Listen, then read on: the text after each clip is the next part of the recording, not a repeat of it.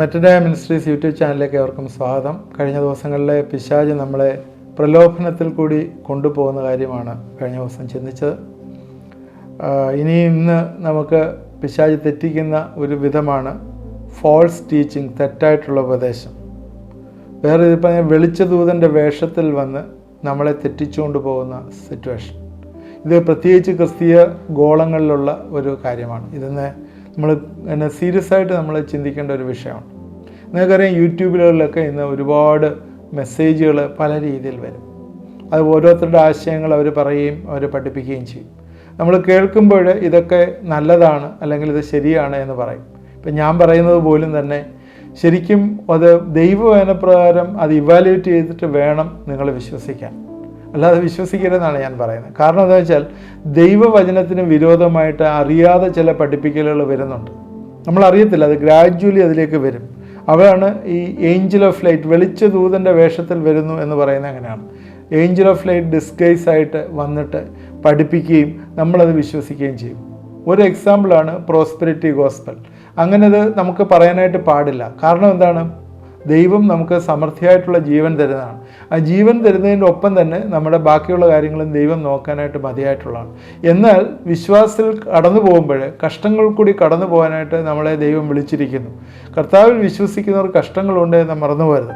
അതുകൊണ്ട് യേശുവിനെ ഫോളോ ചെയ്താൽ എല്ലാ സമ്പത്തും നിങ്ങൾക്ക് വന്നു ചേരും, എല്ലാ പ്രയാസങ്ങളും മാറും, എല്ലാ ദുരിതങ്ങളും മാറും എന്നുള്ളൊരു പഠിപ്പിക്കൽ ഇന്ന് ധാരാളമായിട്ടുണ്ട്. അത് ഒരു തെറ്റായിട്ടുള്ളൊരു പഠിപ്പിക്കലാണ്. അങ്ങനെയല്ല അതിനകത്ത് പറയുന്നത്. യേശു നമ്മളെ സമ്പന്നനാക്കാൻ ദരിദ്രനായി തീർന്നു, ശരിയാണ്. ഈ സമ്പന്നത എന്ന് പറഞ്ഞാൽ ആത്മീയമായിട്ടുള്ള സമ്പന്നതയെക്കുറിച്ചാണ് പറയുന്നത്. ഈ ലോകത്തിൽ പണം ഉണ്ടാക്കാനല്ല കർത്താവ് നിങ്ങളെ പഠിപ്പിക്കാനുള്ള കർത്താവ്. അങ്ങനെ അതൊരു മാനേജ്മെൻറ്റ് പ്രിൻസിപ്പിളോ അല്ലെങ്കിൽ അങ്ങനെയുള്ള ചില ടാക്ടിക്സോ പഠിപ്പിക്കുകയായിരുന്നു. അങ്ങനെയല്ല. ദൈവരാജ്യത്തിലെ കാര്യങ്ങളെല്ലാം തന്നെ ഈ ലോകത്തിന് വിപരീതമായിട്ടുള്ളതാണ് പഠിപ്പിച്ചത് നമുക്കറിയാം. തന്നെത്താൻ താഴ്ത്തുക, ജീവനെ ത്യജിക്കുക, ഇതൊക്കെ പറയുമ്പോൾ അതിന് ക്രൂശ് എടുക്കുക, ഇതൊക്കെ പറയുന്നത് ഒക്കെയാണ് യേശു പഠിപ്പിച്ചത്. അല്ലാതെ എങ്ങനെ മണി മിൻറ്റ് ചെയ്യുക അല്ലെങ്കിൽ പ്രിൻ്റ് അടിക്കുക അല്ലെങ്കിൽ ഇതൊന്നും അല്ല കർത്താവ് പഠിപ്പിച്ചത്. അതിനുള്ള ഷോർട്ട് കട്ടോ മെത്തേഡോ ഒന്നുമല്ല. ഒരേ ഒരു കാര്യം പറഞ്ഞാൽ മാത്രം മനസ്സിലാക്കാൻ, ഉണ്മാനും ഉടുക്കാനും ഒക്കെയുള്ള കാര്യങ്ങളെക്കുറിച്ച് പറഞ്ഞ് അതിനെക്കുറിച്ച് ആങ്ഷ്യസ് ആവുന്നുണ്ട്. ഒരേ ഒരു കാര്യമേ പറഞ്ഞുള്ളൂ: നിങ്ങൾ മുമ്പേ എൻ്റെ രാജ്യവും നീതിയും അന്വേഷിപ്പിക്കും. ബാക്കി നിങ്ങളുടെ നീഡ്സൊക്കെ ദൈവം മീറ്റ് ചെയ്ത് തരും എന്ന് മാത്രമേ പറഞ്ഞിട്ടുള്ളൂ. അല്ല നിങ്ങളെ സമ്പന്നരാക്കാം എന്നൊന്നും ദൈവം പറഞ്ഞിട്ടില്ല. ഇത് ഇങ്ങനെ തെറ്റായിട്ട് പഠിപ്പിക്കുന്ന കാര്യം, ഇങ്ങനെ ഒരുപാട് തെറ്റായിട്ടുള്ള പഠിപ്പിക്കലുകളുണ്ട്. അത് അതുമായിട്ട് ബന്ധപ്പെട്ട് വേറൊരു കാര്യം പറയാനായിട്ടുള്ള ഒരു കാര്യമാണ് ഈ ബോഡി, നമ്മുടെ ശരീരത്തിൻ്റെ ഉള്ള ഒരു അനോയിൻറ്റിങ്, എക്സ്റ്റേണൽ അനോയിൻറ്റിങ് ഓൾഡ് ടെസ്റ്റ്മെൻറ്റിൽ ഉണ്ടായിരുന്നു, അപ്പോസ്തലന്മാർക്കുണ്ടായിരുന്നു. ചില സമയങ്ങളിൽ ഇപ്പോഴും ഉണ്ട്, ഇല്ല എന്നൊന്നും പറയുന്നില്ല. എന്നാൽ അതിനോട് ചേർന്ന് പഠിപ്പിക്കുന്ന ചില കാര്യങ്ങൾ, ഒരാളിനെ ഹഗ് ചെയ്യുമ്പോൾ അനോയിൻറ്റിങ് വരിക, ഒരാളുടെ കൈ കയറി പിടിക്കുമ്പോൾ നിങ്ങളുടെ അക്കൗണ്ടിലേക്ക് 1,00,000 രൂപ വരിക, ഇങ്ങനെയൊക്കെയുള്ള തെറ്റായിട്ടുള്ള പഠിപ്പിക്കലുകൾ ഇന്നുണ്ട്. ഇതൊക്കെ എന്ന് പറയുമ്പോൾ ശരിക്കും വചന വിരുദ്ധമാണ് എന്നുള്ളത് നമ്മൾ മനസ്സിലാക്കുക. അതുകൊണ്ട് ഫോൾസ് ടീച്ചിങ് ഇന്ന് ക്രിസ്തീയ സമൂഹത്തിൽ ധാരാളമായിട്ടുണ്ട്. അതുമായിട്ട് ചേർന്ന് പറയുന്ന ഒരു കാര്യം തന്നെ പറയുന്നത്, സഭകളിലുള്ള പ്രത്യേകിച്ചും ഉള്ള സഭകൾ പഠിപ്പിക്കുന്ന, സോക്കാളുടെ മുന്നിൽ നിൽക്കുന്ന സഭകൾ പഠിപ്പിക്കുന്നത്, പാസ്റ്ററൽ അതോറിറ്റിക്ക് എതിരായിട്ടൊന്നും പറയാൻ പാടില്ല. Pastor is supreme. അവനെ നിങ്ങൾ എൻകറേജ് ചെയ്തോണം. പാസ്റ്റർക്കെതിരായിട്ട് എന്തെങ്കിലും പറഞ്ഞു കഴിഞ്ഞാൽ നിങ്ങളുടെ സാൽവേഷൻ ഈസ് ഇൻ ഡേഞ്ചർ എന്നുള്ള ഒരു പഠിപ്പിക്കലെന്നുണ്ട്. ബൈബിളിലെ എന്തിനും വാക്യമുണ്ടല്ലോ. 1 ശമൂവേൽ 26:11 ഞാൻ യഹോവയുടെ അഭിഷക്തൻ്റെ മേൽ കൈവെപ്പാൻ യഹോവയെ സംഗതി വരുത്തരുതേ. അത് കൈവെക്കുന്ന കാര്യമാണ്. ദാവീദ് പറയുന്നതാണ്, ദൈവത്തിൻ്റെ അഭിഷക്തൻ്റെ നേരെ കൈവെക്കരുത്. അത് ശരിയാണ്, പാടില്ല, ഇല്ലെന്നും പറയുന്നില്ല. എന്നാൽ അങ്ങനെയുള്ള ഫോൾസ് ടീച്ചിങ് നടത്തുന്നവരെ നമ്മൾ ഏത് രീതിയിൽ കൈകാര്യം ചെയ്യണമെന്ന് പൗലോസ്, പത്രോസ്, യാക്കോബ്, യോഹന്നാൻ ഇവരെല്ലാം സഭകളോട് പറയുന്നു. അവരോട് പറയുന്നത് തർജ്ജനം ചെയ്യുക എന്നാണ് പറയുന്നത്. തർജ്ജനം ചെയ്യുക, സഭകളോട് പറയുന്നു നിങ്ങൾ ചെയ്യുന്നത് ശരിയല്ല എന്ന് തർജ്ജനം ചെയ്യുക. 2 കൊരിന്ത്യർ 11:13 വാക്യം 13 തൊട്ട് 15 വരെയുള്ള വാക്യങ്ങൾ ഞാനൊന്ന് വായിക്കും. ഇങ്ങനെയുള്ളവർ കള്ള അപ്പോസ്തലന്മാർ. അപ്പോസ്തലന്മാരുടെ പേര് കള്ള അപ്പോസ്തലന്മാർ, കപടവേലക്കാർ. ക്രിസ്തുവിൻ്റെ അപ്പോസ്തലന്മാരുടെ വേഷം ധരിക്കുന്നവരത്രേ, അത് ആശ്ചര്യവുമല്ല. സാത്താൻ താനും വെളിച്ചദൂതൻ്റെ വേഷം ധരിക്കുന്നുവല്ലോ. ആകയാൽ അവൻ്റെ ശുശ്രൂഷക്കാർ നീതിയുടെ ശുശ്രൂഷയുടെ വേഷം ധരിച്ചാൽ അതിശയമില്ല, അവരുടെ അവസാനം അവരുടെ പ്രവൃത്തികൾക്ക് ഒത്തതായിരിക്കും. ഇന്ന് സാത്താൻ വെളിച്ചദൂതന്മാരുടെ വേഷം ധരിച്ച് ഒരുപാട് കാര്യങ്ങൾ ചെയ്യുന്നുണ്ട്. ഇനി അടുത്തൊരു എപ്പിസോഡിൽ ഇതിനെക്കുറിച്ച് കൂടുതലായിട്ട് പറയാം. ഡോക്ടർ ഓഫ് ഡെമൺസ്, അവനെ ഡെമൺസിൻ്റെ ഡോക്ടറിൻസ് പഠിപ്പിക്കുന്നു, വെളിച്ചദൂതൻ്റെ വേഷത്തിൽ വന്ന് ചതിക്കുന്നു, ഫോൾസ് ടീച്ചിങ് പറയുന്നു. കഴിഞ്ഞ ദിവസം ഒരു പാസ്റ്റർ പറയുന്ന ഒരു സെൻറ്റൻസ് ഞാൻ കേട്ടു, നമ്മൾ ആരെയും കുറ്റം വിധിക്കരുത്. അതിന് ദൈവവചനമുണ്ട്, അങ്ങനെ പറയരുത്, ആരെയും വിധിക്കാൻ പാടില്ല. നീ അളക്കുന്ന അളവിൽ നിന്നെയും അളക്കും. അതുകൊണ്ട് ഇന്ന് ആരും മിണ്ടുന്നില്ല. കാരണം ദൈവത്തിൻ്റെ കൽപ്പനയാണ് ആരോടും ഒന്നും പറയരുത്. എന്നാൽ അവിടെ തന്നെ പറയുന്നുണ്ട്, തർജ്ജനം ചെയ്യണമെന്ന് പറയുന്നുണ്ട്. നീ തെറ്റായിട്ടുള്ള പഠിപ്പിക്കൽ, ഇവിടെ പൗലോസും അത് തന്നെ ചെയ്യുന്നത്, തെറ്റായിട്ടുള്ള പഠിപ്പിക്കലിനെതിരായിട്ട് പറയുന്നുണ്ട്. അതുകൊണ്ട് ഇന്ന് മിണ്ടാതിരിക്കുകയല്ല ചെയ്യേണ്ടത്. ബൈബിൾ സ്ക്രിപ്ചറിന് അഗൻസ്റ്റായിട്ട് പറയുകയും ഡെമോണിക് ടീച്ചിങ് ചെയ്യുകയും ചെയ്യുന്ന ആളുകളെ അവർക്കെതിരായിട്ട് പ്രതികരിക്കുക തന്നെ വേണം എന്ന് നമ്മൾ ചിന്തിക്കുക. 2 പത്രോസ് 2:1 മുതൽ 3 വരെയുള്ള വാക്യങ്ങൾ ഞാനൊന്ന് വായിച്ചു കേൾപ്പിക്കാം. എന്നാൽ കള്ളപ്രവാചകന്മാരും ജനത്തിനിടയിൽ ഉണ്ടായിരുന്നു. അവർ നിങ്ങളുടെ ഇടയിലും ദുരുപദേഷ്ടാക്കന്മാർ ഉണ്ടാകും. അങ്ങനെ നിങ്ങളുടെ ഇടയിലും ദുരുപദേഷ്ടാക്കന്മാർ ഉണ്ടാകും. അവർ നാശകരമായ മതഭേദങ്ങളെ നുഴയിച്ച് തങ്ങളെ വിലയ്ക്ക് വാങ്ങിയ നാഥനെ തള്ളിപ്പറഞ്ഞ് തങ്ങൾക്ക് തന്നെ ശീഘ്രനാശം വരുത്തും. അവരുടെ ദുഷ്കാമ പ്രവൃത്തികളെ പലരും അനുകരിക്കും. അവർ നിമിത്തം സത്യമാർഗം ദുഷിക്കപ്പെടും. അവർ ദ്രവ്യാഗ്രഹത്തിൽ കൗശലവാക്ക് പറഞ്ഞ് നിങ്ങളെ വാണിഭമാക്കും. അവർക്ക് പൂർവ്വകാലം മുതൽ ന്യായവിധി താമസിയാതെ വരുന്നു, അവരുടെ നാശം ഉറങ്ങുന്നതുമില്ല. പത്രോസ് ഇത് ക്ലിയറായിട്ട് പഠിപ്പിക്കുകയാണ്. ഇങ്ങനെയുള്ള മനുഷ്യർ സഭയിൽ കയറിയാൽ സഭ നശിച്ചു പോകും. ദ്രവ്യാഗ്രഹം, കൗശലവാക്ക്, ഡിസിപ്റ്റീവ് വേർഡ്സ്, ഇതൊക്കെയാണ് പ്രധാനമായിട്ട്. എന്താണ് പോക്കറ്റ് നിറയ്ക്കുക എന്നതിനപ്പുറമായിട്ട് വേറെ ഒന്നുമില്ല. ഇന്ന് ഈ നമ്മളിപ്പം സംഭാഷണം നടത്തുന്ന ഈ മെറ്റനോയ മിനിസ്ട്രീസ് ഇന്ന് പലരും അറ്റാക്ക് ചെയ്യുന്നുണ്ട്. കാരണം അവരുടെ പഠിപ്പിക്കൽ കൊണ്ടുവന്നിട്ട് ഞാനിവിടെ പറയുന്നത് തെറ്റാണ്, അതുകൊണ്ട് അവരുടെ പഠിപ്പിക്കൽ ഞാൻ പഠിപ്പിക്കണം എന്ന് പറഞ്ഞ് എനിക്ക് പേഴ്സണലായിട്ടുള്ള മെയിലുകൾ അയക്കുകയും അറ്റാക്ക് ചെയ്യുകയും ചെയ്യുന്നുണ്ട്. ശരിക്കും ഇതൊക്കെ തന്നെ ദൈവവചനത്തിന്, ഞാൻ പറയുന്നതൊക്കെ ദൈവവചനത്തിന് വിപരീതമാണ് എന്ന് പറഞ്ഞ് അറ്റാക്ക് ചെയ്യുന്നുണ്ട്. എന്താണ് വിപരീതം എന്ന് പറയുമ്പോൾ അവരുടെ ടീച്ചിങ്ങിൻ്റെ കാസറ്റുകളും അവരുടെ വീഡിയോകളും എനിക്ക് അയച്ചു തരിക. അത് നോക്കിക്കഴിയുമ്പോൾ അതിന് ഒരുപാട് വചനവിരുദ്ധമായിട്ട് ഒരുപാട് കാര്യങ്ങളുണ്ട്. ബൈബിളിൽ നിന്ന് ഉള്ള ഈ വചനവിരുദ്ധമായിട്ടുള്ള പഠിപ്പിക്കലുകൾക്കുള്ള ചില റെഫറൻസസ് ആണ് പറയുന്നത്. അന്ത്യകാലത്ത് 2 തിമോത്തി 3-ാം അധ്യായത്തിലെ അന്ത്യകാലത്ത് ദുർഘട സമയങ്ങൾ വരും എന്നറിയുക. മനുഷ്യർ സ്വസ്നേഹികളും ദ്രവ്യാഗ്രഹങ്ങളും വമ്പ് പറയുന്നവരും അഹങ്കാരികളും, ഇങ്ങനെ ഒരു 21 ഐറ്റംസ് അവിടെ എഴുതിയിട്ടുണ്ട് താഴോട്ട്. ഞാൻ അതിലേക്ക് ഒരുപാട് പോകുന്നില്ല. 2 തിമോത്തിയോസ് 3:1 മുതൽ 4 വാക്യങ്ങൾ നിങ്ങൾ വായിച്ചു നോക്കുക. അതിനകത്ത് ഏറ്റവും പ്രധാനപ്പെട്ട ഒരു കാര്യം മനുഷ്യർ സ്വസ്നേഹികളും ദ്രവ്യാഗ്രഹികളുമായി തീരുന്നു എന്നുള്ളതാണ്. വമ്പ് പറയുന്നവരും അഹങ്കാരികളും ദൂഷകന്മാരും, ഇങ്ങനെയുള്ളൊരു കമ്മ്യൂണിറ്റിയിലാണ് നമ്മൾ ജീവിക്കുന്നത്. അതുകൊണ്ട് എപ്പോഴും ആളുകളെ പ്രസാദിപ്പിക്കാനായിട്ട്, അവരുടെ പ്രശംസ പിടിച്ചു പറ്റുവാനായിട്ട് ഉള്ള ഒരുപാട് ടീച്ചിങ്സുകൾ ഇന്ന് ഇറങ്ങിയിട്ടുണ്ട്. ആളുള്ളത് അക്സെപ്റ്റബിൾ ആയിട്ടുള്ള ടീച്ചിങ്സ്, എന്നാൽ അത് പിശാച് കൊണ്ടുവരുന്നതാണെന്ന് നമ്മൾ മറന്നുപോകും.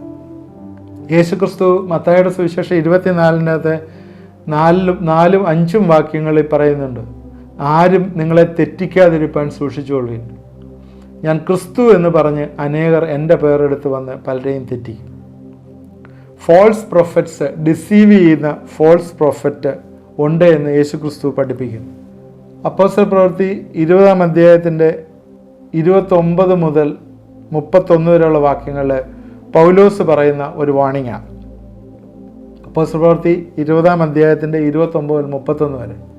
ഞാൻ പോയ ശേഷം ആട്ടിൻകൂട്ടത്തെ ആദരിക്കാത്ത കൊടിയ ചെന്നായ്ക്കൾ നിങ്ങളുടെ ഇടയിൽ കടക്കുമെന്ന് ഞാൻ അറിയും. ശിഷ്യന്മാരെ തങ്ങളുടെ പിന്നാലെ വലിച്ചു കളവാനായി വിപരീതോപദേശം പ്രസ്താവിക്കുന്ന പുരുഷന്മാർ നിങ്ങളുടെ ഇടയിൽ നിന്ന് എഴുന്നേൽക്കും. അതുകൊണ്ട് ഉണർന്നിരിപ്പീൻ. ഞാൻ 3 സംവത്സരം രാപ്പകൽ ഇടപെടാതെ കണ്ണുനീർ വാർത്തുകൊണ്ട് ഓരോരുത്തരും ബുദ്ധി പറഞ്ഞത് ഓർത്തുകൊള്ളുവീൻ.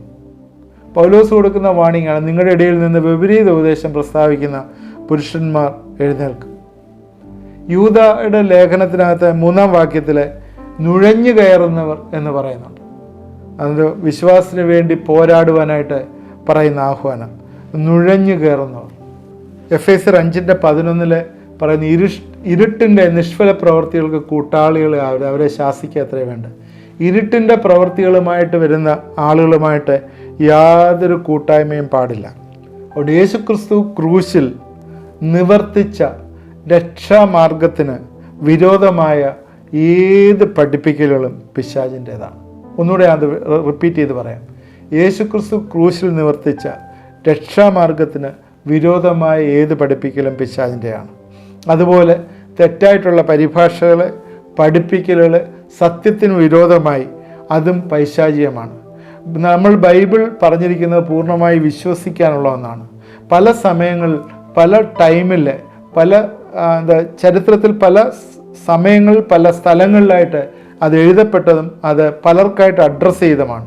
എന്നാൽ അത് അവർക്ക് അഡ്രസ്സ് ചെയ്തതാണ്, അതുകൊണ്ട് എനിക്കത് ആവശ്യമില്ല എന്നുള്ളതല്ല. അതിൽ നിന്നും നമുക്ക് പഠിക്കുവാനായിട്ടുണ്ട്. അതിൽ നിന്ന് ദൈവത്തിൻ്റെ സ്വഭാവമാണ് ഇത് വെളിപ്പെടുത്തിയിരിക്കുന്നത്. അത് ദൈവത്തിൻ്റെ സ്വഭാവം ഒരിക്കലും മാറുന്നതല്ല.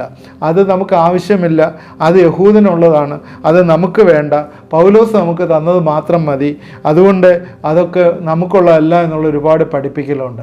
1000 ആണ്ട് വാഴ്ച നമുക്കുള്ളതല്ല, യേശു സ്വർഗത്തിലിരിക്കുമ്പോൾ യഹൂദൻ ഭൂമിയിലാണ് ഇരിക്കുന്നത്, അതുപോലെ വെളിപ്പാട് പുസ്തകം നമുക്കുള്ളതല്ല. ഇങ്ങനെയൊക്കെയുള്ള പഠിപ്പിക്കലുകൾ ഇന്ന് ഒരുപാട് വന്നിട്ടുണ്ടെന്ന് നമ്മൾ മറന്നു പോയത്. പിശാച് തെറ്റായിട്ടുള്ള പഠിപ്പിക്കൽ കൊണ്ടുവന്ന് ഒരു ലോജിക്കൽ കൺക്ലൂഷനിലെത്തി ബുദ്ധിപരമായി മനുഷ്യനെ ഇന്ന് തെറ്റിച്ചുകൊണ്ടേ, ഡിസീവ് ചെയ്തുകൊണ്ടേ ഇരിക്കുകയാണ്. അതുകൊണ്ട് ഈ ഉൽപ്പത്തി പുസ്തകം തൊട്ട് വെളിപ്പാട് പുസ്തകം വരെ ഉള്ള എല്ലാ പുസ്തകങ്ങളും നമുക്ക് പഠിക്കുവാനും പഠിപ്പിക്കുവാനും ഉള്ളതാണ്.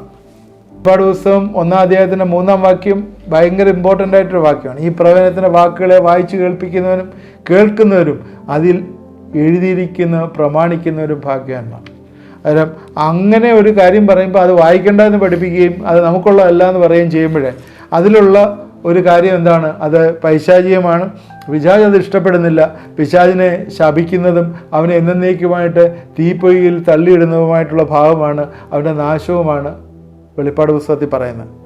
അതുപോലെ തന്നെ അവൻ പാപം ചെയ്ത് അവനെ ഏദൻ തോട്ടത്തിൽ നിന്ന് പുറത്താക്കിയതാണ് ഉൽപ്പത്തി പുസ്തകത്തിൽ പറയുന്നത്. അതുകൊണ്ട് ഉൽപ്പത്തി പുസ്തകവും വെളിപ്പാട് പുസ്തകവും ഒക്കെ മനഃപൂർവ്വം ഒഴിവാക്കാനായിട്ട് പിശാച് പറയുകയാണ്. അതുകൊണ്ട് പിശാച് തെറ്റായിട്ട് പഠിപ്പിക്കുന്ന കാര്യങ്ങൾ നമ്മൾ മിണ്ടാതെ ഇരിക്കരുത്. മിണ്ടാതെ ഇരുന്നാൽ അവനെപ്പോഴും ജയമെടുക്കും.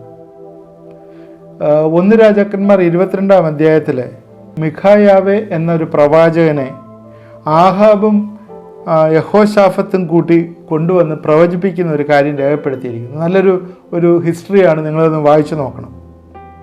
എല്ലാ പ്രവാചകന്മാർ ഗിലെയാദിലെ ഏകദേശം 400 പ്രവാചകന്മാർ രാമോത്തിലേക്ക് യുദ്ധത്തിന് പോകാനായിട്ട് പറഞ്ഞു. മിഖായേവ് അങ്ങനെ പറയണം എന്ന് പറഞ്ഞു. എന്നാൽ മിഖായേവ് സത്യം പറഞ്ഞപ്പോൾ അവനെ അടിച്ച് തടവിലാക്കിയതായിട്ട് കാണുന്നു. അവൻ കുറച്ച് മാത്രം ഭക്ഷണ സാധനങ്ങൾ കൊടുത്തു എന്ന് നാം കാണുന്നു. അത് 1 രാജാക്കന്മാർ 22-ാം അധ്യായത്തിൽ അതിൻ്റെ ഹിസ്റ്ററി മുഴുവൻ പൂർണ്ണമായിട്ട് എഴുതിയിട്ടുണ്ട്. അതിനകത്ത് 27-ാം വാക്യം ആയപ്പോഴത്തേക്ക് അവനെ കാരാഗ്രഹത്തിലാക്കി സമാധാനത്തോട് വരുവോളം ഞെരുക്കത്തിൻ്റെ അപ്പവും ഞെരുക്കത്തിൻ്റെ വെള്ളവും കൊടുത്ത് പോഷിപ്പിക്കേണ്ട രാജാവ് കൽപ്പിച്ചിരിക്കുന്നു എന്നവനോട് പറ. വിശ്വാസത്തിന് വേണ്ടി പോരാടാനായിട്ട് ചിലപ്പോൾ ഒരു വില കൊടുക്കേണ്ടി വരും. അതുപോലെ 1 രാജാക്കന്മാർ 22 പറയുന്ന പോലെ മിണ്ടാതെ ഇരിക്കുകയല്ല, സത്യം സത്യമായിട്ട് പ്രസ്താവിക്കുക. ഗലാത്യർ 5 പറയുന്ന ചെറിയൊരു പുളിമാവ് ആ പിണ്ടത്തെ മുഴുവൻ പുളിപ്പിക്കുന്നു. ഒരു ചെറിയ എറർ മതി, അത് ദൈവജനത്തെ മുഴുവൻ തെറ്റിച്ചു കളയും. അതുകൊണ്ട് gods hate such a mixer. അങ്ങനെയുള്ളൊരു മിക്സ്ചർ ദൈവം ഹെയ്റ്റ് ചെയ്യുന്നു. ഇന്നും ഈ വേട്ടക്കാരൻ കെണിയിൽ ഇന്നും പലരും കുടുങ്ങിക്കിടക്കുകയാണ്. ഒരിക്കലും തെറ്റിപ്പോയാൽ തിരിച്ചു കൊണ്ടുവരാനായിട്ട് വലിയ പ്രയാസമാണ്. ഗലാത്യർക്ക് ലേഖനത്തിൽ പൗലോസ് പറയുന്നുണ്ട് 1-ാം അധ്യായത്തിൽ എന്നാൽ ഞാൻ നിങ്ങളോട് അറിയിച്ചതിന് വിപരീതമായി ഞങ്ങളാകട്ടെ സ്വർഗത്തിൽ നിന്നൊരു ദൂതനാകട്ടെ നിങ്ങളോട് സുവിശേഷം പറഞ്ഞാലും അവൻ ശപിക്കപ്പെട്ടവൻ. So false doctrine, false teaching, false apostle, false prophets, false Christ. ഇന്ന് അനേകം ആളുകൾ ഇങ്ങനെ തെറ്റായിട്ടുള്ള പഠിപ്പിക്കലുമായിട്ട് ഇറങ്ങിയിട്ടുണ്ട് എന്ന് നമ്മൾ മറന്നു പോകരുത്. ഇത് പിശാചിൻ്റെ വെളിച്ച ദൂതൻ എന്നോ അല്ലെങ്കിൽ ഫോൾസ് ടീച്ചിങ് ആയിട്ടും ഒക്കെ വരുന്നതാണ്. ഇതിനകത്ത് എന്താണ്, ഗ്രാജ്വലി ചെറിയ തോതിലായിരിക്കും ഈ വിഷം ഇതിനകത്തേക്ക് കയറ്റുന്നത്. നേരത്തെ പറഞ്ഞ പോലെ പുളിമാവ്, ചെറിയൊരു പുളിമാവ് അതിലേക്ക് കയറ്റി അവസാനം അത് യൂസ്ലെസ്സായി മാറ്റുന്ന ഒരു സ്റ്റേജിലേക്ക് വരും. അതുകൊണ്ട് തെറ്റായിട്ടുള്ള പഠിപ്പിക്കൽ പോകാതെ ദൈവവചനം യഥാർത്ഥത്തിൽ എന്താണ് പറയുന്നതെന്ന് മനസ്സിലാക്കി നമ്മളതിലെ തന്നെ പഠിക്കുകയും മെഡിറ്റേറ്റ് ചെയ്യുകയും ചെയ്യുക. ദൈവത്തിൻ്റെ പരിശുദ്ധാത്മാവ് നമുക്ക് കൃപ തരുന്നതാണ് ദൈവത്തിൻ്റെ വചനം മനസ്സിലാക്കാനായി. നമ്മൾ അറിയത്തില്ലെങ്കിൽ ദൈവത്തോട് പ്രാർത്ഥിച്ചാൽ മതി. നമ്മൾ നേരത്തെ ദൈവവചനം എങ്ങനെ പഠിക്കണം, അതിൻ്റെ എങ്ങനെ നമ്മൾ ക്വയറ്റ് ടൈം എടുക്കണം, ദൈവവചനം പഠിക്കണം എന്നൊക്കെയുള്ള എപ്പിസോഡ് നേരത്തെ ചെയ്തിട്ടുണ്ട്. നിങ്ങളത് പോയി ശ്രദ്ധിച്ചാൽ മനസ്സിലാകും എങ്ങനെയാണ് നമ്മളത് പഠിക്കേണ്ടത്. അതുകൊണ്ട് ദൈവവചനം പഠിക്കുകയും അതിൽ പറയുന്ന കാര്യങ്ങൾ അതുപോലെ തന്നെ നമ്മൾ ഏറ്റെടുത്ത് വിശ്വസിക്കുകയും ചെയ്യാനായിട്ടാണ് ദൈവം നമ്മളെക്കുറിച്ച് ആഗ്രഹിക്കുന്നത്. പിശാച് അങ്ങനെ ഒരു തെറ്റായ ഫോൾസ് ടീച്ചിങ് കൊണ്ടുവന്ന് നമ്മളെ തെറ്റിച്ചുകൊണ്ട് പോകാനുള്ള സാധ്യതയുണ്ട്. തീർച്ചയായും ഇന്നത്തെ ഈ പ്രഭാഷണം നിങ്ങൾക്ക് അനുഗ്രഹമായി എന്ന് വിചാരിക്കുന്നു. തുടർന്നും ഇത് വാച്ച് ചെയ്യണം. ദൈവം നമ്മളെ അനുഗ്രഹിക്കട്ടെ. നമുക്ക് പ്രാർത്ഥിക്കാം. ദൈവമായ കർത്താവേ, ഇത് കണ്ടുകൊണ്ടിരുന്ന എല്ലാവരെയും അനുഗ്രഹിക്കണമെന്ന് പ്രാർത്ഥിക്കുന്നു. വചന വിപരീതമായിട്ട് പ്രവർത്തിക്കുന്നവരുടെ കെണിയിലകപ്പെടാതിരിപ്പാൻ കർത്താവെ, ഇത് കണ്ടുകൊണ്ടിരിക്കുന്ന എല്ലാവരെയും സഹായിക്കുക, ഇടവരുത്തുകയും ചെയ്യണമേ.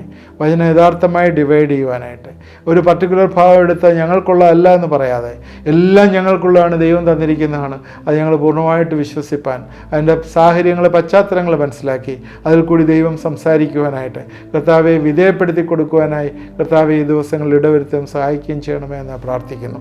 എൻ്റെ കരങ്ങളിലേക്ക് കർത്താവെ പ്രിയപ്പെട്ടവരെ എല്ലാം സമർപ്പിച്ച് പ്രാർത്ഥിക്കുന്നു. പ്രത്യേകിച്ച് കർത്താവെ ഡൈവേഴ്സുമായിട്ട് ബന്ധപ്പെട്ട് കർത്താവെ വിവാഹമോചനത്തിനായിട്ട് കേസ് ഫയൽ ചെയ്യുന്ന ചില പ്രിയപ്പെട്ടവരെ നീ വിടുവിക്കാൻ പോകുന്ന ഓർത്ത് സ്തോത്രം. അവർ വീണ്ടും തിരിച്ചു വരുവാനായിട്ട് കർത്താവെ നീ കരുണ കാണിക്കുകയും കൃപയുണ്ടാകുകയും ചെയ്യണമേ എന്ന് പ്രാർത്ഥിക്കുന്നു. സ്തോത്രം. ദൈവം ഈ ദിവസങ്ങളിലെ ദൈവത്തിൻ്റെ ആത്മാവ് അവരുടെ ജീവിതങ്ങളിൽ വ്യാപരിക്കട്ടെ എന്ന് പ്രാർത്ഥിക്കുന്നു. ബിസിനസ് സംബന്ധമായി ചില പ്രയാസങ്ങൾ അനുഭവിക്കുന്നവരെ ഇത് കാണുന്നുണ്ട്. അവരെ ഏൽപ്പിച്ച് പ്രാർത്ഥിക്കുന്നു. അടുത്ത കാലങ്ങളിലായിട്ട് അവരുടെ കോമ്പറ്റീഷൻ, അവർക്ക് സക്സസ്ഫുള്ളായിട്ട് മുമ്പോട്ട് പോകാനായിട്ട് പറ്റുന്നില്ല. ഒരുപാട് പ്രയാസങ്ങളിലായിരിക്കുന്നു. കടബാധ്യതകൾ കൂടിക്കൂടി വരുന്നു. ഉദ്ദേശിക്കുന്നതനുസരിച്ച് കാര്യങ്ങൾ നീങ്ങുന്നില്ല. നിങ്ങളുടെ ജീവിതം കർത്താവിലേക്കൊന്ന് കൊടുത്ത് ദൈവവചനപ്രകാരം ഒന്ന് മുന്നോട്ട് പോകുമോ, ദൈവം വലിയ അത്ഭുതങ്ങളെ നിങ്ങളുടെ ബിസിനസ്സിലേക്ക് കൊണ്ടുവരും. അവിടെയും ദൈവം നിങ്ങൾക്ക് ജീവിക്കാനുള്ള മാർഗങ്ങൾ ദൈവം അതിൽ കൂടി ഒരുക്കിത്തരും. ദൈവം നിങ്ങൾക്ക് ആലോചന പറഞ്ഞു തരും. ഇന്ന് ഈ രാത്രികാലം ദൈവവരങ്ങളിലേക്കൊന്ന് സമർപ്പിക്കുമോ? ദൈവം നിങ്ങളെ വിടുവിക്കുകയും സഹായിക്കുകയും ചെയ്യും. കർത്താവേ, ഇത് കണ്ടുകൊണ്ടിരുന്ന എല്ലാവരെയും അനുഗ്രഹിക്കണമേ. പ്രാർത്ഥന കേട്ടവർക്ക് സ്തോത്രം. യേശുക്രിസ്തുവിൻ്റെ നാമത്തിൽ പ്രാർത്ഥിക്കുന്നു, കേൾക്കുമാറാകണമേ. ആമേൻ. ഇത് വാച്ച് ചെയ്ത് എല്ലാവരും ദൈവം അനുഗ്രഹിക്കട്ടെ. നിങ്ങളിത് മറ്റുള്ളവർക്ക് ഷെയർ ചെയ്ത് കൊടുക്കണം, നിങ്ങളുടെ ഫ്രണ്ട്സിന്. അതുപോലെ പ്രയർ റിക്വസ്റ്റ് വാട്സാപ്പ് നമ്പറിൽ ഇട്ടാൽ നിങ്ങൾക്ക് വേണ്ടി പ്രാർത്ഥിക്കുന്നതാണ്. ആദ്യം കാണുന്നവരത് സബ്സ്ക്രൈബ് ചെയ്യാൻ മറക്കരുത്. ദൈവം നമ്മളെ എല്ലാവരെയും അനുഗ്രഹിക്കട്ടെ.